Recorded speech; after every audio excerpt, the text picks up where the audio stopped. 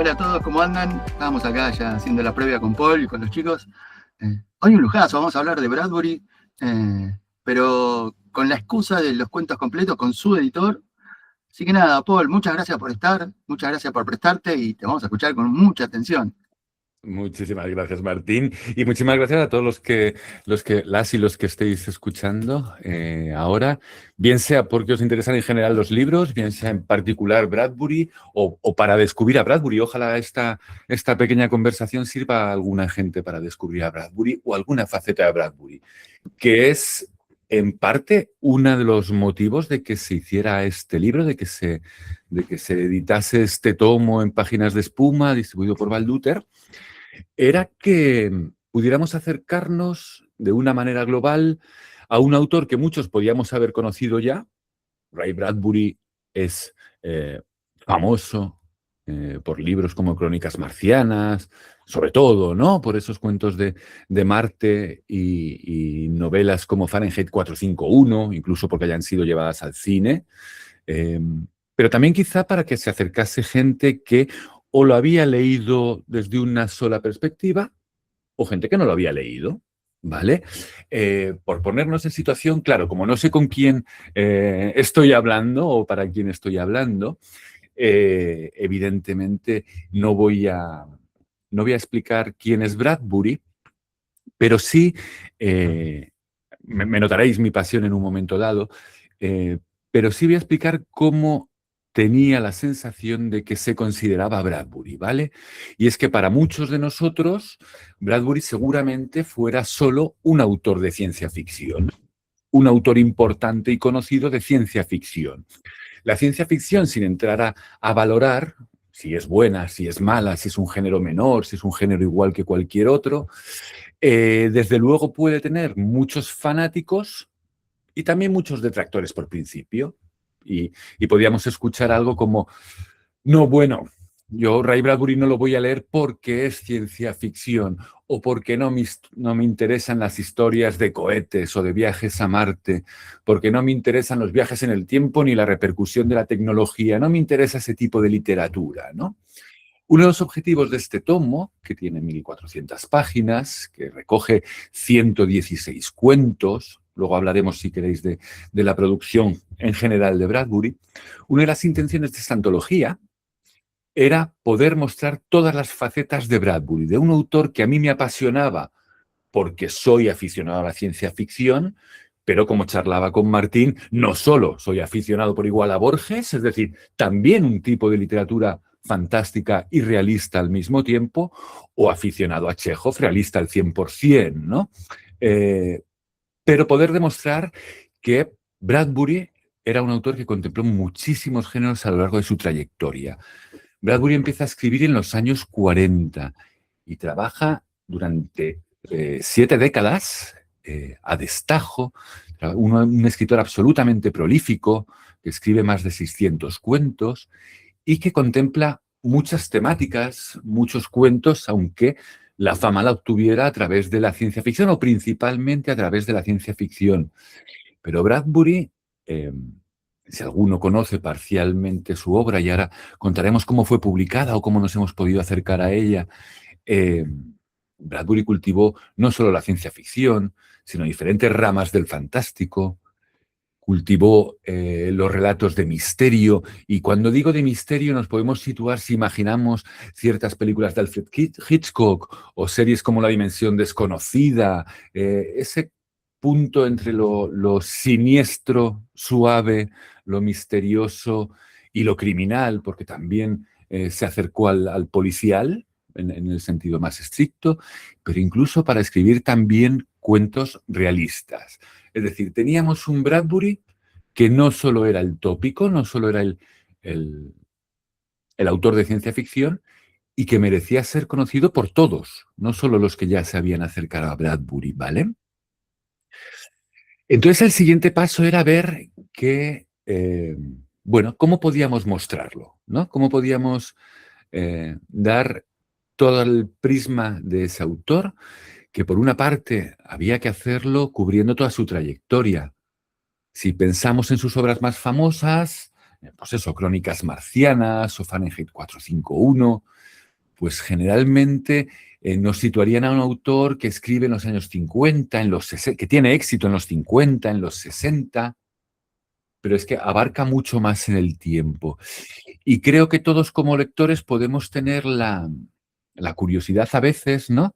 De un autor que nos ha gustado por un libro o por un par de libros, ver cómo es toda su obra y ver incluso cómo es cronológicamente, ¿no? Es decir, es un autor que va creciendo con el tiempo, es un autor que va cambiando, es un autor que se arrepiente de ciertos temas o de ciertos estilos, ¿no? Pensemos en, nuestros autores favoritos y podemos ver ejemplos de todo tipo, ¿no?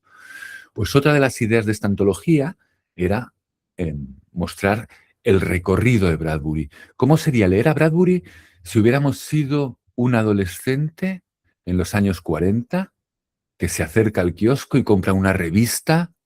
Porque Bradbury empieza publicando en revistas, no en libros, y va comprando mensualmente su revista favorita y descubre ahí a un autor que le interesa y lo va siguiendo.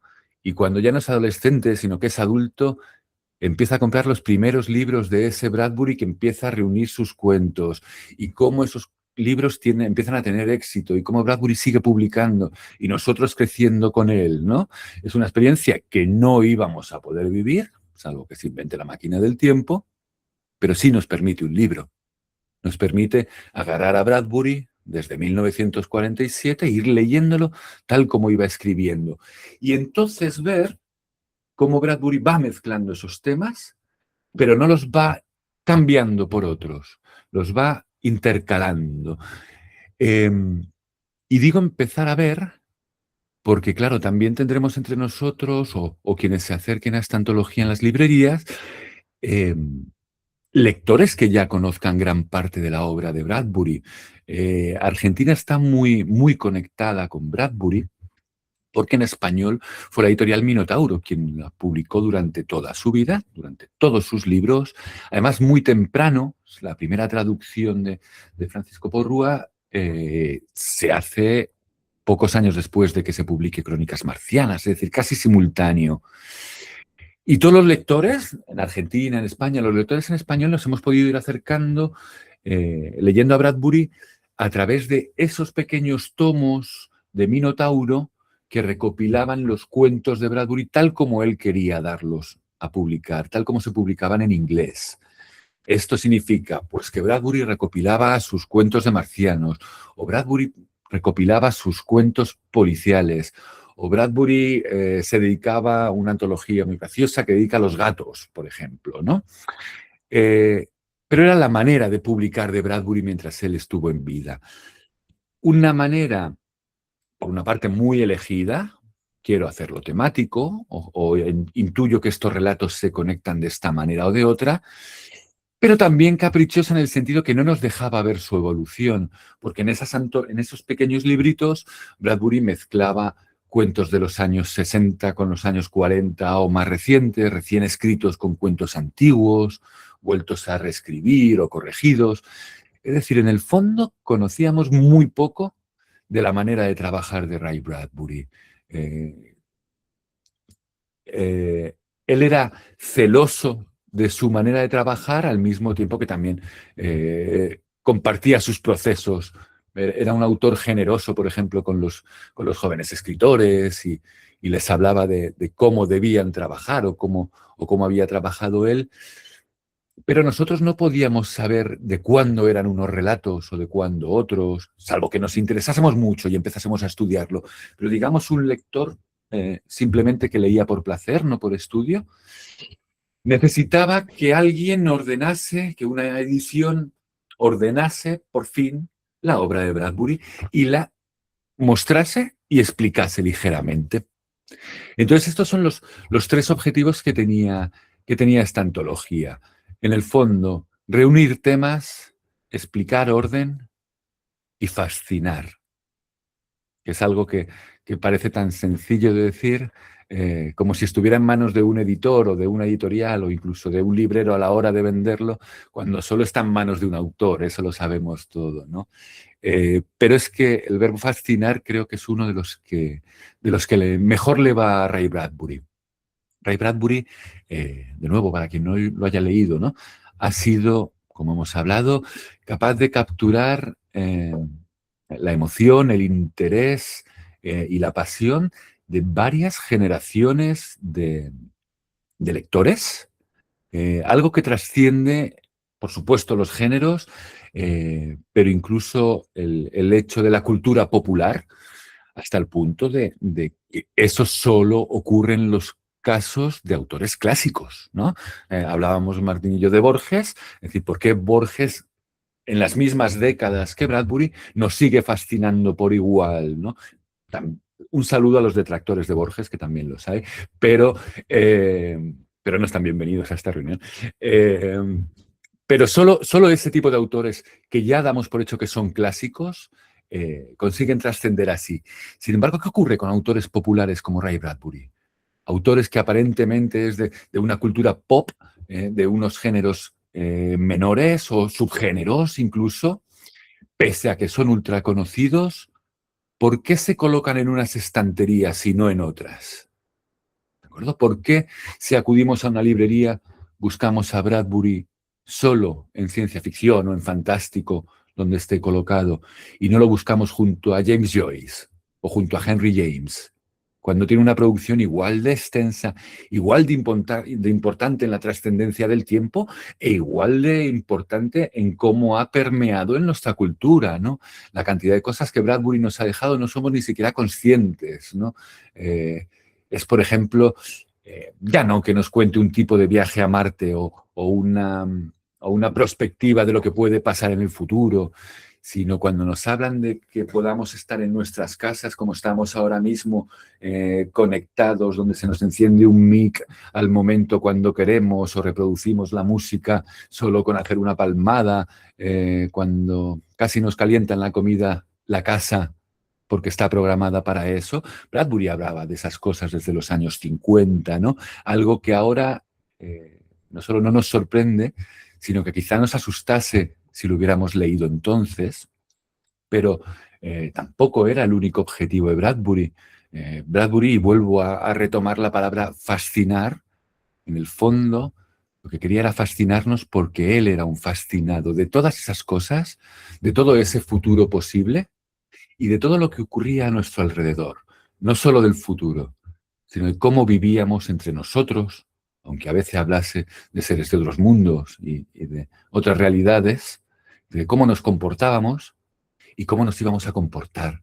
Leer a Bradbury, que es un autor donde muchas veces podemos en sus cuentos dejarnos estremecer por la nostalgia o por cierta candidez, también era sin ningún tipo de violencia un autor que ahora nos puede estremecer.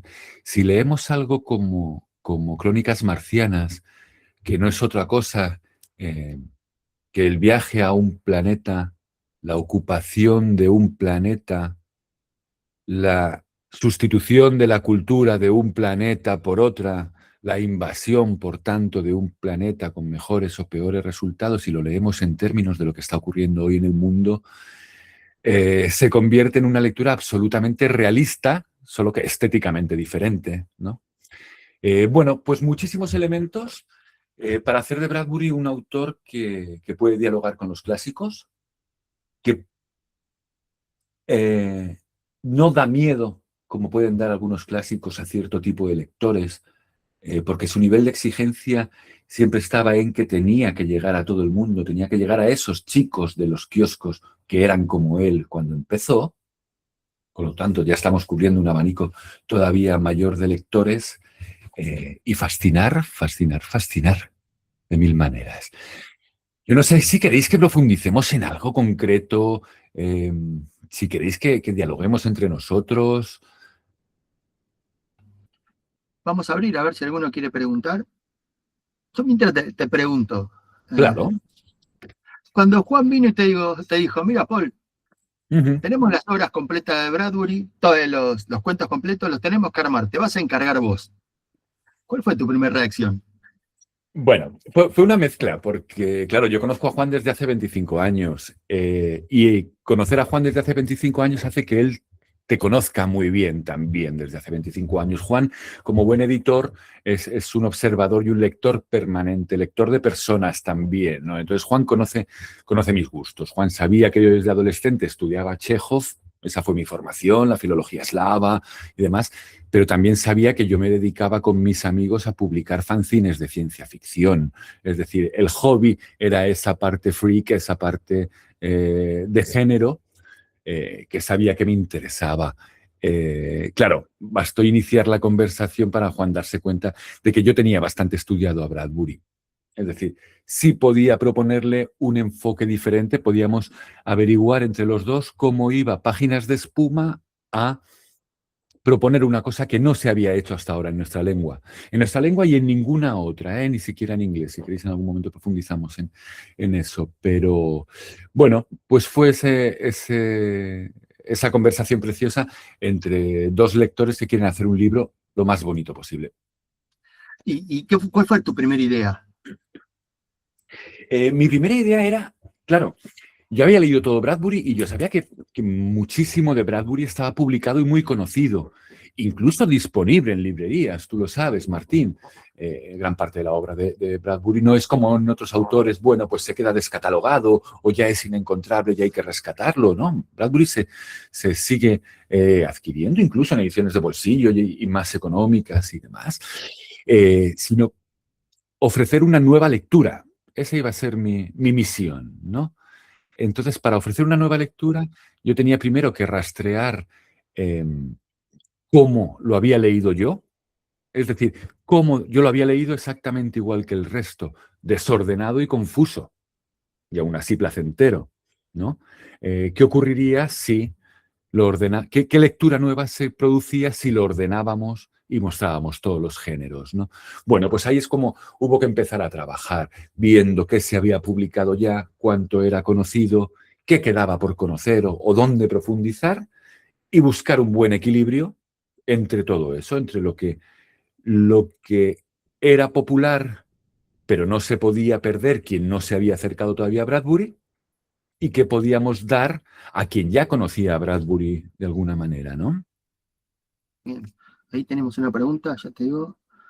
Uh-huh. Más allá de la organización cronológica, ¿cómo fue organizar 116 cuentos? ¿Hubo alguna influencia del gusto personal? Claro, es muy inteligente la pregunta y además con respuesta necesaria. Empiezo explicando la organización, ¿vale? Empieza desde algo tan básico como el tamaño de un libro, ¿no? Nosotros sabíamos cuánto podía ser el máximo de un libro, es decir, no podemos pasar de 1.300 páginas. De Bradbury nos hubieran salido 5.000. ¿Vale? Si reunimos todo y todas sus versiones, todo su método de trabajo, ¿no? Esto no podía ser, con lo cual ya teníamos un límite. Queríamos hacerlo cronológicamente y, aunque Bradbury escribe durante 7 décadas, sí hay un grueso de producción que es mayoritario en el centro, pero no podíamos dejar ninguno de los dos extremos desatendidos. No se trata de que haya 10 cuentos de los 40, 10 cuentos de los años 50, 10 cuentos de los años 60, pero sí tenía que estar compensado también. Eso obliga a que en la parte más amplia pues hubiera que seleccionar más a fondo y poder introducir de otros momentos. Siguiente paso de organización fue temática. Yo puedo ser un fanático de la ciencia ficción, pero yo no quiero dejar fuera los cuentos policiales o los cuentos de amor, los cuentos autobiográficos. Íbamos a jugar, tenía que jugar en la selección con esa compensación temática. Bien, se puede considerar que la importancia de Bradbury viene sobre todo de los cuentos de ciencia ficción, pero vamos a buscar los grandes cuentos de los otros temas para que brillen por igual. ¿De acuerdo? Ya tenemos, claro, mismos 3 factores que van organizando la antología. En Bradbury ocurría además otra cosa muy particular, y es que él reescribía mucho sus cuentos. Podía generar ya no solo la corrección entendida para mejorar el cuento, sino para dar versiones a veces diferentes, ¿no? Eso nos iba a permitir otra cosa, que es, en ocasiones, de un relato conocido o difundido ampliamente, poder dar una versión que no se conocía en español o que no se conocía tanto. Bien, otro criterio es selección. Ante la duda, por sistema siempre hemos elegido la última versión, es decir, la supuestamente trabajada por última vez de Bradbury, aunque en su propio sistema de trabajo él tenía, bueno, ciertas particularidades que hacía que él se saltase sus propias normas. Ahí ya teníamos un esqueleto muy amplio de la selección que iba a ir en esta antología, de esos 116 cuentos, y ya solo bastaba elegir. Si estamos eligiendo los 10 de los 50 y este tiene que estar obligatoriamente y vamos a dar esta versión y demás, el hueco que le queda, ¿cuál es? Los caprichos de Paul Viejo. Entre ¿Cuáles fueron? bueno, muchos pequeños, ¿no? Incluso ya no solo en la elección, sino también en el dejar fuera. También ha habido una parte del trabajo que daba pena, es decir, tengo que dejar fuera este gran cuento, por ejemplo, La Sirena, porque ya he colocado uno de los mismos años con la misma temática y el mismo género. Pero a cambio voy a publicar la primera versión de La Tercera Expedición, seguramente uno de los cuentos más famosos de Bradbury, y elegir esa versión que Bradbury llamó Marte es el cielo. Bueno, esos son caprichos, Alejandra, del antólogo y de los pequeños lujos del lector fan. Cuando le presentaste el proyecto a Juan, dijiste, es esto. ¿Metió mucha mano, Juan? No, Juan confió en el criterio, o sea, además yo tenía la suerte de poder ir contándoselo sobre la marcha, ¿no? Es decir, con mis emociones o con mis problemas yo podía ir dialogando con él. El problema podía venir de otro lugar, y es de los herederos de Ray Bradbury. Ray Bradbury, para que se pongan en situación, como dije, él fue publicando sus selecciones de cuento de manera muy personal y durante toda su vida solo se publicaron esos volúmenes. Nadie que no fuera él, con una excepción que luego comento, nadie que no fuera él podía publicar una antología de cuentos de Bradbury. Nadie podía agarrar 4 cuentos y hacer un volumen pequeñito, aunque pagase los derechos, aunque contactara. Le iban a decir los agentes de Ray Bradbury que no se podía hacer eso. La obra tenía que continuar así. A su muerte, eso se mantiene. Durante 15 años, esa política se mantiene. Solo se reimprimirán los libros que se habían publicado. No se harán selecciones. Solo ocurre una vez, al poco de morir Bradbury, cuando se hace una antología con los llamados 100 mejores cuentos de Bradbury, los mismos editores que publicaban el resto de los libros, pero que en el fondo no es una antología, sino que reúnen Crónicas Marcianas, El hombre ilustrado, es decir, sus libros importantes y los juntan en un mismo volumen, ¿vale? Era más, una cuestión de marketing editorial o de celebración editorial de un propio fondo que una selección realmente.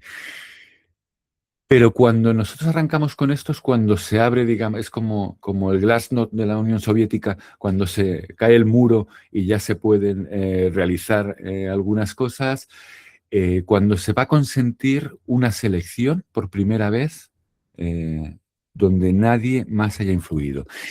Y ahí es donde teníamos el miedo y ahí es donde hubo que explicar muy bien el proyecto, porque era decir, ¿por qué van a elegir ustedes este cuento? O esto no es representativo. En el caso, imaginad que hablábamos no solo con los agentes literarios, sino que hablábamos con las hijas de Ray Bradbury.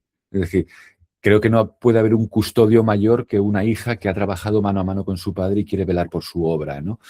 Bueno, mucho miedo en torno a eso. Pero por suerte creo que ese proceso que hicimos en Páginas de Espuma, que hicimos con Juan, también cautivó a los herederos, que vieron que efectivamente esto iba a ser representativo de su padre, que se había hecho de manera profesional y sobre todo, y eso hubo constancia en algún momento, que se había hecho con cariño, como si se apreciase el cariño de los lectores que éramos por la obra de Ray Bradbury. Creo que esa fue, Y, perdón. Sí, sí, termina. eh, y no hubo, por suerte, igual que eran también muy estrictos hasta con la parte gráfica del libro, ¿no? Es decir, cómo se debía presentar un libro de Ray Bradbury. eh, no pusieron, hicieron una revisión absoluta, consultaron a los expertos que tenían que consultar y demás, pero no hubo ninguna objeción a la selección y fue todo bien. Y sí, claro que cuentos de Ray Bradbury, cuentos buenos de Ray Bradbury, habría para un segundo volumen. Lo digo porque la pregunta de Carolina estaba justo debajo. No es el objetivo primero, hacer una serie de cuentos de Ray Bradbury, eso veremos, porque creo que de entrada hemos hecho un libro que ya da para grandes lecturas y primero, mucho tiempo de lectura solo por páginas, por número de páginas, pero también cuando se acerquen a Ray Bradbury, por ver, y esa es la magia de algunos escritores, vuelvo a Borges, vuelvo a Chekhov, de cómo independientemente de la extensión y del tamaño de una obra, cómo perduran en el tiempo, pero en el tiempo lector. Es decir, cómo nosotros podemos entrar en Ray Bradbury y que Ray Bradbury, ciertas imágenes de Ray Bradbury, ciertas frases de Ray Bradbury, como de Borges o de Chekhov, sigan resonando a nosotros y nos hagan querer volver a leer una y otra vez La Dama del Perrito, a querer leer una y otra vez En Masuns o que leer una y otra vez Marte es el cielo. ¿Cómo funciona, ya que trabajaste a Chekhov, la teoría del cuento de Chekhov en los cuentos de Ray Bradbury? Esta cuestión de una segunda historia oculta en el cuento, esta cuestión que decía Piglia de que traer una segunda historia menor al frente para descansar la historia principal. ¿Llegaste a ver eso? ¿O pudiste fijarte, Sí. tratar de mirar? Mira, hay una cosa. Ray Bradbury, que de joven fue un lector de género, un lector de ciencia ficción, él era muy fanático de Edgar Rice Burroughs, el autor de Tarzán y otras obras. Al principio, siendo aficionado a ese tipo de lecturas pulp, era peor lector porque leía peores cosas, ¿vale? Es decir, aquí no vamos a hacer crítica literaria, pero era una literatura de aventuras sin pretensión literaria. Pero él muy pronto, como el niño solitario que era, y que seguramente hemos sido alguno de nosotros, rápidamente se refugió en las bibliotecas. No en las librerías, él era de un pueblo de Illinois, donde quién sabe, o sea, creo que no había librerías en ese momento, o como las imaginamos nosotros, como las consumimos nosotros, y él se encerraba en la biblioteca a escribir sus aventuras, pero a leer muchísimo, y rápidamente tuvo contacto con los contemporáneos de cualquier género, pero sobre todo un impacto muy fuerte de Hemingway. Hemingway es precisamente esa representación, el propio Piglia toma, por ejemplo, los asesinos como para construir la teoría del iceberg, ¿no? Uno de los ejemplos que da.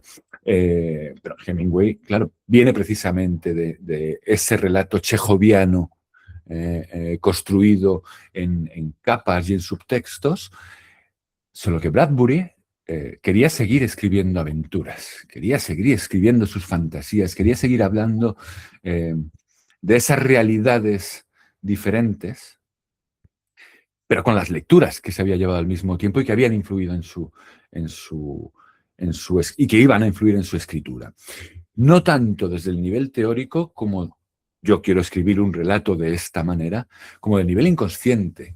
Y lo que descubre uno cuando lo lee es que da igual que Bradbury esté hablando de marcianos y cohetes, da igual que esté hablando de una feria en las tinieblas donde salen seres entre las sombras, da igual que esa multitud que estamos viendo sea extraña porque son todos iguales, o da igual que haya un apagón en el barranco y vayan a ocurrir cosas catastróficas. Bradbury lo que estaba hablando en todos esos cuentos era de qué solo y qué oscuro he estado en el barranco de mi pueblo en mi infancia, biográfico por debajo de la parte estética. Qué miedo me da eh, este aparato que estoy viendo, porque me da miedo la gente que lo utiliza. Bradbury como persona miedosa de sus contemporáneos, de nosotros, de cómo íbamos a utilizar la tecnología, siempre jugando a dos niveles, siempre. Da igual que no conocieras la anécdota de que su mejor amiga murió en su infancia por un accidente de coche, porque cuando vas recorriendo esta antología y vas leyendo diferentes tipos de accidentes, sabes que aunque no esté hablando de eso, Bradbury está hablando de la muerte de su, de la muerte de su amiga. Bueno, pues una capacidad sí, de conjugar lo que ya conocemos como el relato moderno, el relato literario moderno, con una maestría absoluta, pero creo que precisamente desde la parte más alejada de lo teórico, de la academia, de lo intelectual. Bien. ¿Vale? Caro, tenías una pregunta por ahí. Estoy viendo la pregunta de Carolina sobre las traducciones, ¿verdad? Acá. Ah, sí. Eso es. ¿Las Sí, traducciones que tiene el volumen son las originales de Minotauro o una revisión? Ujú. Eso es interesantísimo y algo que me ha interesado a mí desde el principio, de la concepción de la antología. Eh, yo soy traductor también, con lo cual os podéis imaginar lo que aprecio y valoro una traducción, o la importancia que le doy a una traducción. Yo soy fan de las traducciones de Minotauro, de los muchos traductores que los cuentos de Bradbury tuvo en Minotauro, los varios seudónimos de Francisco Porrúa, pero también Aurora Bernárdez o Marcial Souto o demás, es decir, brillantes traducciones cada una a su manera para darnos relatos en español fantásticos, fantásticos en todos los sentidos. Eh, Solo había una cuestión, y es que nunca habíamos podido leer a Bradbury, y esta antología intentaba leer todo Bradbury con una sola voz. Y yo me planteaba desde el lector, pero también desde el traductor, ¿qué ocurre si Bradbury... O sea, ¿Bradbury ha tenido suerte teniendo varios buenos traductores o ha tenido mala suerte por no tener uno solo, como ocurre con otros autores, ¿no? Eh, si Bradbury ha continuado, el Bradbury original en inglés continuó una voz y una poética y un estilo a lo largo de tantas décadas, ¿cómo sería verlo con la voz de un solo traductor? Entonces, la edición de Páginas de Espuma es la primera ocasión que los relatos de Bradbury de diferentes épocas y diferentes estilos se traducen por una sola persona, por C. Santiago. Todo un reto primero proponerlo frente a traducciones históricas o que quien era ya lector de Bradbury podía estar habituado. Eh, Solo un reto por apostar por un solo traductor. Es verdad que eh, de pericia demostradísima, sabíamos que iba a cumplir con el proyecto, pero qué lujo podía ser un traductor que cogiera la voz de Bradbury y aprendiera con él también. Es decir, que empezase con sus primeros cuentos y terminase con los últimos, traduciendo 1.300 páginas, que se dice pronto, y continuando en ese estilo. Yo soy muy contento tanto del resultado final de C. Santiago y de la voz que consiguió de Ray Bradbury, como de que exista ahora esa oportunidad de leer a un solo traductor escribiéndolo. Vos siendo traductor, claramente editor, pero también poeta, escritor, ¿cómo fue el trabajo con el traductor? ¿O ya conocías los textos originales, ya conocías el sentido de Bradbury? Hmm. Sí, o sea, por suerte conocía al Bradbury original también, eh, y las traducciones previas en español, eh, con lo cual sí sospechaba dónde iban a estar tanto las virtudes o los momentos en los que un traductor se puede lucir. Bradbury es muy generoso en imágenes preciosas, en a Bradbury se le decía que era el poeta de la ciencia ficción, y es verdad que destaca junto a otros de sus colegas de género, bueno, por una prosa mucho más cuidada, más evocadora. Es decir, eso para un traductor siempre es más agradecido que alguien que de repente emplea un lenguaje árido o de la calle o la jerga que parece que está escribiendo mal, ¿no? Pero también sabía cuáles iban a ser las dificultades a las que se iba a enfrentarse Santiago y que solventó muy bien, pero pudimos ir dialogando sobre la marcha, y era cosas como, para lograr ese estilo poético, Bradbury, que también escribió muchos poemas, se apoyaba mucho en aliteraciones, en repeticiones, en cosas que en el idioma original pueden quedar clarísimas, ¿no? Si uno empieza tres frases con la misma palabra, en una traducción no siempre funciona igual. Hay idiomas que no respetan las mismas estructuras, y puede parecer una mala traducción en un momento dado. Bueno, pues C. Santiago tuvo que ir jugando con cómo dejar claro eso y conseguir esa misma prosodia y esa misma voz poética.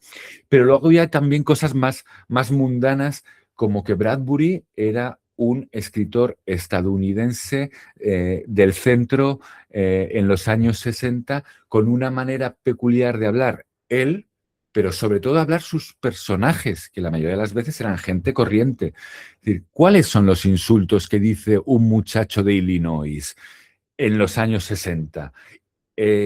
¿Suenan antiguos ya en inglés? ¿Suenan cándidos? ¿Suenan inocentes? ¿No suenan a insultos? ¿Y cómo se traslada eso a tantos españoles posibles, ¿no? Tantas versiones de nuestra lengua como tenemos? Bueno, pues tuvo que ir tomando sobre la marcha decisiones importantes, pero lo que consiguió C. Santiago con la traducción fue, de nuevo, que al ser coherente en esas 1.300 páginas, que al ser coherente en esas 70 décadas de trabajo de Bradbury traducidas al español, hasta el lector que le sonase por primera vez iba a aprender cómo había escrito Bradbury. Y con esta cuestión que es una edición que ya sabían que iba a ir para casi todo el público hispano, el lenguaje, que sea Claro, exclusivo para España, que sea más neutro. claro, eso es la lucha de siempre. Hay que tomar decisiones. Nosotros, para bien o para mal, digo nosotros porque comparto la opinión de Juan, pero sobre todo porque creo que queda claro en el catálogo de páginas de Espuma, no creemos en un español neutro, porque buscamos la calidad de la escritura de cada autor o autora. Si una autora boliviana escribe en español, lo hará a la manera que ni siquiera será la manera boliviana o la manera argentina o la manera española, ¿no? Eh, Creo que como buenos lectores que somos, los que compramos los libros de páginas de Espuma o los que nos acercamos a los libros de páginas de Espuma o ese tipo de literatura se publique en la editorial que se publique, creo que somos mucho más capaces para leer que pelearnos por una palabra que solo se dice en Buenos Aires o una que solo se dice en Cochabamba o una interjección que se dice en Madrid, barrio bajero, ¿no? Si no está en un diccionario, si no la hemos escuchado ya 1000 veces o leído 1000 veces, seguro que somos capaces de ponerla en situación. Neutralizar una lengua, además de lo que hacen ciertos regímenes políticos, es una barbaridad contra la literatura. Es atentado contra la propia escritura, ¿no? Evidentemente, Páginas de Espuma tenía que tomar una decisión al respecto y no hay nada más objetivo que es que, para bien o para mal, Páginas de Espuma sigue siendo una editorial española de España, ¿no? Bueno, pues es el centro desde donde parte y abierta, por supuesto, a todo tipo de recepción, ¿no? Bien. Chicos, ¿alguno quiere preguntar? Vamos aprovechando, si quieren. No los veo a Yo, todos. Martín, Sí, perdón que no prenda la cámara, pero no estoy en mi casa y no tengo una conexión tan buena. Nancy. Tranquila, Verónica. Quería preguntarte, Paul, por lo que contaste al principio sobre los inicios de Bradbury, si él se propuso ser un escritor popular? O sea, ¿lo tenía como un objetivo o es algo que se le fue dando? Fue completamente sin querer. Fue completamente sin querer. Bradbury publicó durante mucho tiempo, durante muchos años, eh, en revistas, como he dicho, revistas generalmente especializadas en literatura fantástica, llamémoslo, de ciencia ficción, de terror, las mismas revistas donde décadas antes podía haber publicado Lovecraft o donde estaba publicando Arthur C. Clarke, para que nos hagamos una idea, el autor de 2001, Odisea en el espacio, ¿no? Bueno, era donde empezó a publicar primero por inercia, eran las revistas que él compraba, eran las direcciones que tenía, era donde iba a enviar sus cuentos influenciados por ese género. Después porque había que tener en cuenta que en esa época, y sobre todo en Estados Unidos, las revistas pagaban a los escritores, que esto parece una barbaridad decirlo ahora mismo, ¿no? Escritores pagados por un cuento, ¿no? Es como, bueno, él fue haciendo dinero con la publicación de los cuentos por separado, pero las revistas estaban limitadas en su difusión. Él se satisfacía con el cheque que le llegaba de un puñado de dólares en un sobre, iba creando cierta fama entre los autores del género y lo que ocurría con este tipo de revistas, quizá con los años y cuando ya publicaban bastante o destacaban ciertamente en esas revistas, había algún editor bien especializado en esos géneros o no, o mainstream, digamos, que decía, podemos reunir estos cuentos. Eso le ocurre a Bradbury en un momento dado. Le proponen en una editorial pequeña, Arkham House, publicar una primera antología, de la que luego, por cierto, se arrepiente. No tanto en los cuentos, que volverá Perdón, ¿en qué año fue esa, en el la primera antología 47. que le... En el 47. ¿Vale? Y iba a decir... bueno, y eso, y empiezan a proponerle la reunión de cuentos. Entonces, lo que él hace es decir, bueno, pues voy a reunir esto que junta mis cuentos de hablando un poco de mi barrio o estos otros hablando con todos estos cuentos de marcianos que he ido publicando a lo largo de los años, sueltos en revistas sin aparente conexión, más que son marcianos, más que los humanos van a Marte o viajan en cohetes.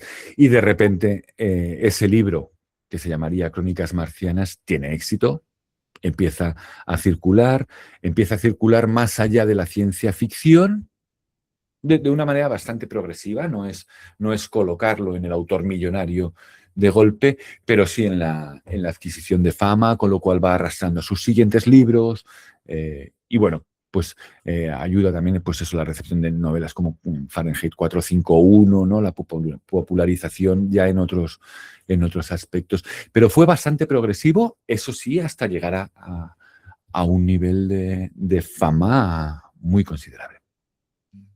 No sé si te he respondido bien, Verónica, lo que querías. Sí, excelente, muchas gracias. Y Gracias. vos decís que él, perdón, pero me interesa Mm, mucho la vida de los autores.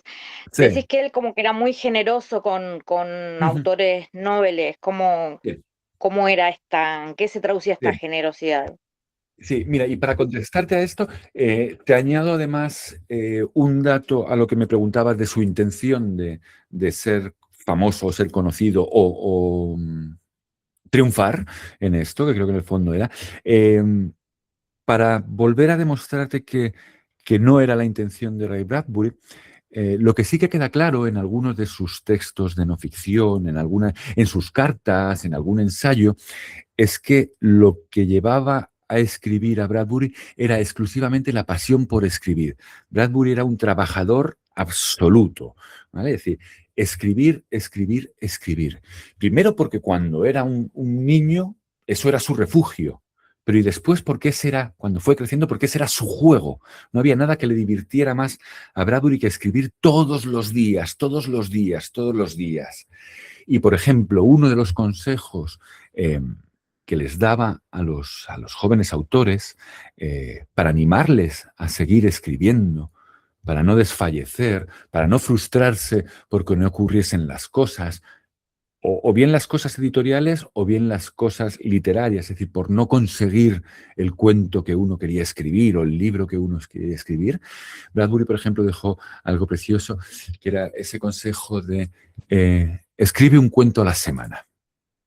Siéntate, escribe todos los días hasta tener un cuento cada semana. Es imposible, muchacho, que escribas 56 cuentos malos al año. Al menos uno será bueno. Qué bonito. Claro, entonces es precioso que alguien que te ha cautivado como lector encima te esté diciendo y escribe, no pasa nada. Y además demostrando que puedes escribir de lo que quieras, que puedes escribir de marcianos o que puedes escribir de policías o que puedes escribir de política. Qué hermoso. Adolfo, querías preguntar algo.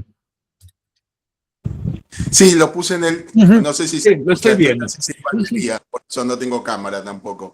Lo estoy viendo, Lo puse Adolfo. Sí, ¿Qué tal? Quería mira. preguntarle lo puse en el chat, ¿qué autores habían influido o influyeron en la escritura, en la literatura de Bradbury? Sí, mira, de entrada, los primeros, como ya he dicho, los autores más de género o de subgénero, ¿vale? Autores pulp, Robert E. Howard con Conan el Bárbaro, Edgar Rice Burroughs con Tarzán. Imaginaos este tipo de literatura y sin ningún pudor de entretenimiento, ¿vale? Eso le influyeron y le influyeron para bien.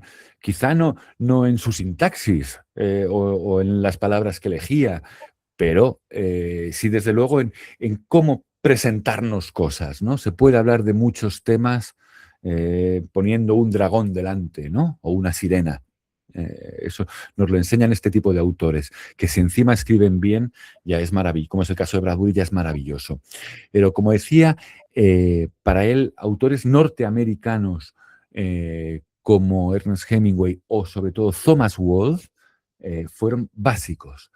Thomas Wolfe es un autor que sobre todo, que entre otras cosas, considera también en la misma época a John Dos Passos, ¿no? Que permitieron a Bradbury salirse de la estructura de esos subgéneros de revista, ¿no? Donde la historia es lineal y el héroe va desde el principio hasta el final, ¿no? Sino cómo presentar la sociedad desde diferentes planos, ¿no? Y en el caso de Bradbury, cuando hablo de la sociedad, hablo, por ejemplo, de la organización de un planeta, ¿no? Que es tan compleja, y esto está dentro de la obra de Bradbury, como la organización de una casa o de una familia, porque no hay organización en el mundo más compleja que una familia, es lo que nos venía a decir Bradbury. Pero luego, sobre todo, y esto es importantísimo, Bradbury fue lector de poesía, un gran lector de poesía, que afectó a su manera de escribir, más que a su temática o a la elección de los tipos de cuentos. Y creo que eso se aprecia. Lo vemos en cualquiera de los lectores, de los escritores que nos gusten, ¿no? Creo que uno puede sospechar qué autor es lector de poesía y cuál no, ¿no? Borges, lector de poesía. Camilo José Cela, no. ¿No? Y podemos ir haciendo... Bradbury lo era. Sí. Carito, ¿querés prender el micrófono o lo leo? Se escucha porque no sé, ando medio con Sí, problemas sí. de... Sí. Hola, Paul. Comparto el gusto desde muy niña de la lectura de Bradbury. De hecho, soy una persona que le gusta mucho el fantástico y le gusta la ciencia ficción. Y después Qué te bien. preguntaré algunas cosas al respecto de la ciencia ficción moderna. Pero recuerdo haber leído hace mucho tiempo una entrevista, vaya a saber dónde, que Bradbury se definía a él mismo como un narrador de cuentos con propósitos morales. Sí, sí. ¿Vos adherís a eso? A mí me parece más imaginativo que eso. A mí me parece que es una persona que supo tener captar una sociedad y extrapolarla quizás a una distopía. Esa es mi sensación de haberlo leído. Pero me pareció muy interesante que se definiera tan tiernamente como eso, ¿no? Como un Sí. narrador de cuentos. ¿Sabes? Creo, si no me equivoco, es en la revista de The New Yorker, que estuvo durante mucho tiempo sin publicar. No se publicó, se publicó ya cuando No, perdona, en The Paris Review, cuando se publicaron los volúmenes recopilatorios de entrevistas a escritores, y esa no había salido en la revista. Si no me equivoco, Carolina. Pero creo, estoy seguro, también por otro tipo de opiniones de ese tipo, de esa manera de definirse, ¿no? O de definir las cosas un poco a lo Nabokov, a veces con pequeños exabruptos, ¿no? Creo que Bradbury, con esa respuesta, que recuerdo perfectamente, creo que lo que estaba evitando al decir que era un escritor moral, o moralista, o con propósitos morales, era evitar decir que era un escritor político y, por tanto, posicionarse. Bradbury es muy interesante. Le ocurre, tú lo sabes, a algunos escritores de ciencia ficción. La ciencia ficción parece que siempre nos está advirtiendo de los peligros del futuro, ¿no? O de lo que hacemos con determinadas cosas. Pero no hay nada más complejo que eso, definir qué es el peligro para cada uno, ¿no? No es lo mismo el peligro para Trump que el peligro para bueno, no voy a decir otro político, ¿no? Vamos a utilizar el comodín de Trump para todo. Pero Bradbury fue de esos autores que no terminaron de definirse, ¿no? Parece que la prospección en ciencia ficción, que aventurar tanto desde la utopía como desde la distopía, proponer opciones, parece que siempre viene de la parte más evolucionada, más liberada del pensamiento, ¿no? Pero vemos también autores de su época, como Robert A. Henley, que defendían el militarismo a lo bestia, o, bueno, posiciones mucho más conservadoras, ¿no? Y recordemos que Bradbury, creo que lo he insinuado antes por otra cosa, bueno, no dejaba ser alguien del medio oeste norteamericano, estadounidense, perdón, que conlleva en sí mismo unos valores particulares y una cultura de la que no pueden deshacerse, ¿no? Creo que cada vez que le preguntaban a Bradbury sobre la posición política que tomaba en sus historias, él en el fondo lo que venía a decir es decir, yo no estoy aquí para hacer política, ¿no? Yo estoy hablando de la humanidad, yo estoy hablando de eso, de la moraleja que conllevan nuestras acciones, de la moral que tienen nuestras acciones. Yo te pongo sobre la imagen lo que estamos haciendo y se juzga a partir de ahí. ¿No crees, Carolina? Sí, concuerdo perfectamente y me vino en este momento a la cabeza El hombre ilustrado, ¿no? O sea, digamos, esos destellos que creo que él tenía esa capacidad de captarlos, ¿no? De captarlos y exponerlos de una forma muy, a ver, si quiero encontrar la palabra exacta, pero de una forma muy aséptica, ¿no? O sea, decir, no mostrar, digamos, coincido perfectamente con vos, o sea, yo te muestro esto. Sí. Juzgá, es mejor, es peor, te gusta, no te gusta, es más lindo, es más feo. Yo te lo muestro, simplemente te lo muestro. Creo que eso es una cosa que yo a él le reconozco y creo que eso también ha sido por lo cual el autor, digamos, ha seguido siendo, o sea, se ha convertido en un clásico, Claro, ¿no? claro. Creo Y que mira, le permitió eso. justo que tú lo has rescatado con esas palabras que a mí me encantan, ¿no? Lo de mostrar, ¿no? No explicar, no mostrar, sobre todo evadiendo la ideología en literatura, si es que eso se puede lograr, ¿no? Pero al menos el mostrarlo. Fíjate que vamos a tener que volver a citar a los dos autores que llevamos citando toda la noche, ¿no? Eso es Chekhov, otro autor, por cierto, acusado de ser apolítico, ¿no? En el siglo XIX, no estar posicionado políticamente, porque lo que les estaba mostrando es, bueno, esta es la gente de Moscú, esto es lo que le ocurre a la gente de Moscú, desde la pobreza hasta el amor. Es decir, Chekhov recorre también todos los temas, ¿no? Pero él no se posicionaba. Luego sabemos que, claro, quedaba con... O sea, cuando leemos a Chekhov, claro que vemos los posibles consejos o la posible... o cómo nos podía afectar su lectura de cara a contemplar las cosas, pero eso nos lo dejaba a nosotros analizar, ¿no? O sea, ya usted con las conclusiones que tome al leer lo que yo le estoy mostrando, ¿no? Eso es una virtud en el fondo, ¿no? No es porque no queramos otro tipo de literatura más reivindicativa o más clara en su mensaje, pero desde luego lograr eso es, como tú has dicho, estar a la altura de cualquier clásico. Y también es no subestimar al lector. Por supuesto, eso es. Claro, en Rusia, después de Chekhov, pues llegarían décadas y décadas de realismo socialista donde no solo te explican, bueno, es que te obligaban a dejarte explicar, ¿no? Pero digamos que es un extremo, ¿no? Pero bueno, tantas novelas, incluso de autores que nos gustan, que podemos leer parte de su obra con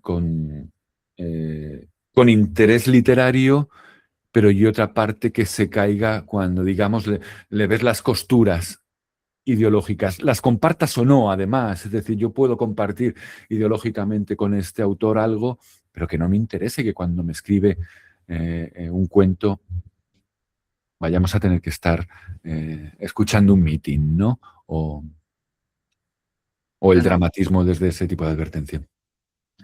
En la antología, elegiste un cuento y contame por qué lo elegís. Mira, ya lo he citado, voy a elegir Marte es el cielo. Marte es el cielo es seguramente el mejor cuento de la historia. Vamos a exagerar, venga. No. No, es una butad, pero un enorme cuento, seguramente el más importante de Crónicas Marcianas. Ahora también tendría que decir que lo elegí porque es el preferido de Borges, pero es una mera coincidencia. No es porque sea un cuento buenísimo. Creo que justo es uno de esos cuentos que resume toda la obra de Bradbury, pero que resume una manera de estar en la literatura, ¿no? Es un cuento que se puede leer desde la aventura.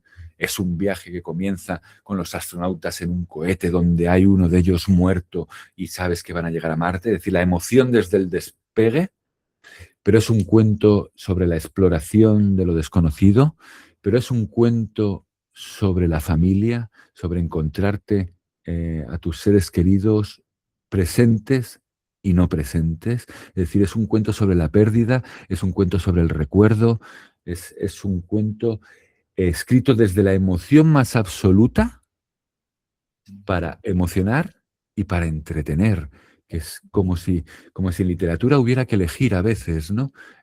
Si uno llora no está entretenido, o si uno se emociona no se lo está pasando bien, o al contrario, ¿no? Si nos ponemos intelectuales, entonces no podemos sentir. No, hombre, en literatura, por suerte, puede ocurrir todo al mismo tiempo. Pues esta pequeña pieza de 12 páginas es una de esas, que existen mucho más, muchas en otros autores, ¿no? Pero una de esas de Bradbury donde lo consigue prácticamente. Estoy rememorándolo y no lo vais a ver a través de la webcam, pero tengo los vellos de punta. Un cuento que me sigue emocionando, como me ocurre con La Dama del Perrito, cada vez que lo leo, y lo habré leído 1000 veces. Sí, pensaba, yo soy mayor que vos, ¿no? Pero qué bueno hubiera sido tenerte a vos de profesor en la carrera. Te voy a meter un aprieto antes de pasarle a Cate. ¿Por qué crees? ¿Qué es lo que hace que a veces los géneros, entre comillas, menores, pasen a ser géneros mayores? Mira, he pensado mucho en eso. Primero, no solo por este libro, sino como he dicho, como aficionado a estos géneros desde muy chico, y al mismo tiempo a la filología y a la poesía, ¿no? Es decir, ¿por qué no se podían mezclar esos mundos? ¿Por qué parece que había que elegir?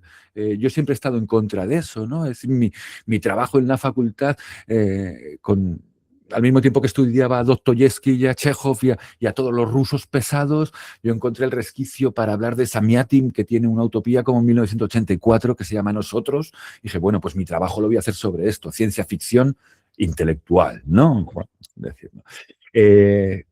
Y fíjate que reflexionando sobre esto, voy a decir algo que parece bruto, que parece simplista, pero creo que esto solo lo ha logrado el que estos géneros hayan trascendido más, solo lo ha logrado el dinero. Y voy a intentar explicarme.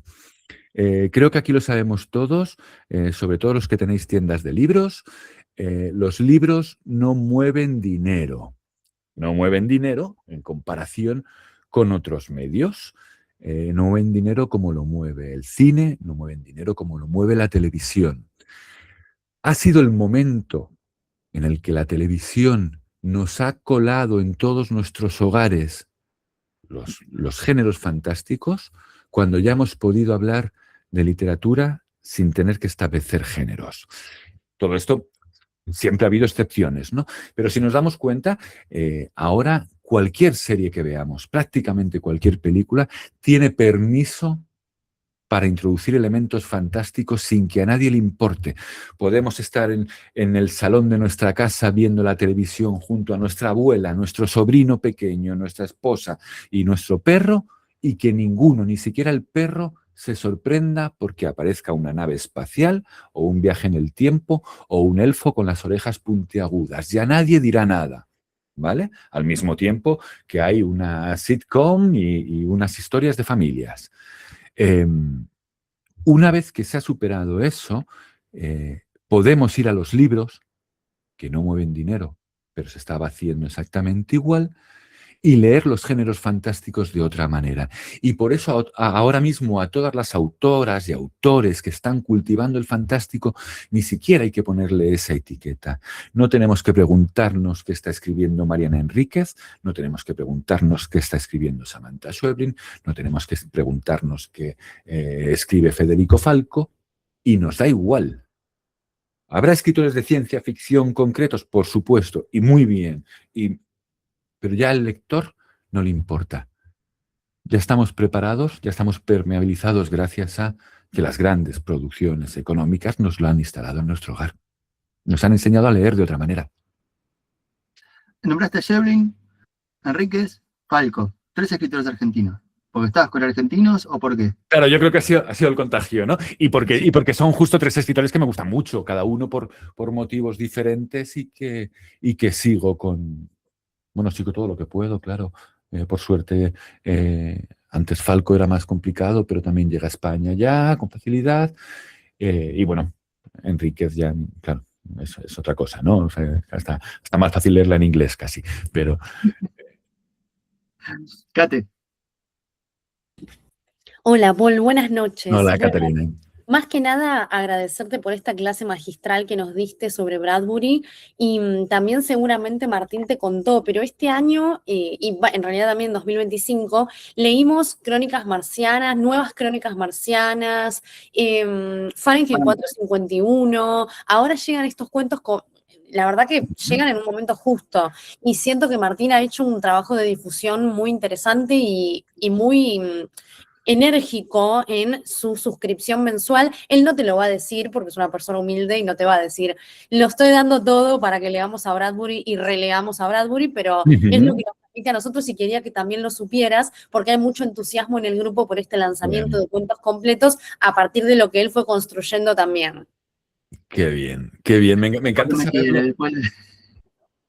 Me encanta saberlo. Y fíjate que me encanta, Caterina, que hayas dicho la palabra entusiasmo, ¿no? Yo creo que a lo largo de este tiempo que llevamos hablando, creo que palabras como entusiasmo, placer y sinónimos similares lo he utilizado bastante a menudo, ¿no? Creo que es un gran motor que lo tenga la gente que difunde este tipo de cosas. Creo que estas cosas solo se hacen si hay ese tipo de emoción y ese tipo de sentimiento. Si no, no tienen ningún sentido.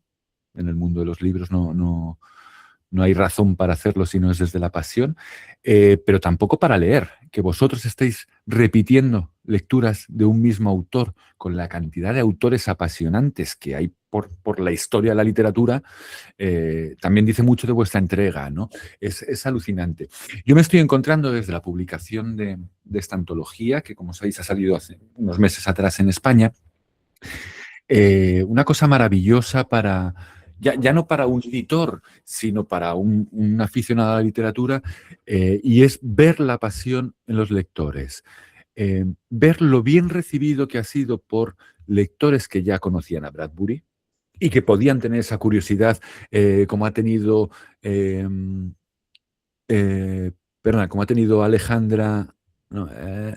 Por las traducciones, bueno, por ver qué diferencias había en esta nueva edición, ¿no?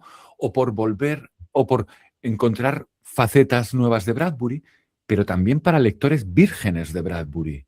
Que eso es alucinante. Es decir, encontrar gente joven que dice, vamos a leer por primera vez a Bradbury, a ese señor que siempre aparece en las fotos viejo, ¿no? Es decir, y que casi te lo encuentras en blanco y negro, ¿no? ¿Qué ganas puede tener un chico de 16 años de ver marcianos vintage, porque es lo que son los marcianos de Bradbury, ¿no? Son cohetes que ya no se hacen, ¿no? Que no ves en Star Wars.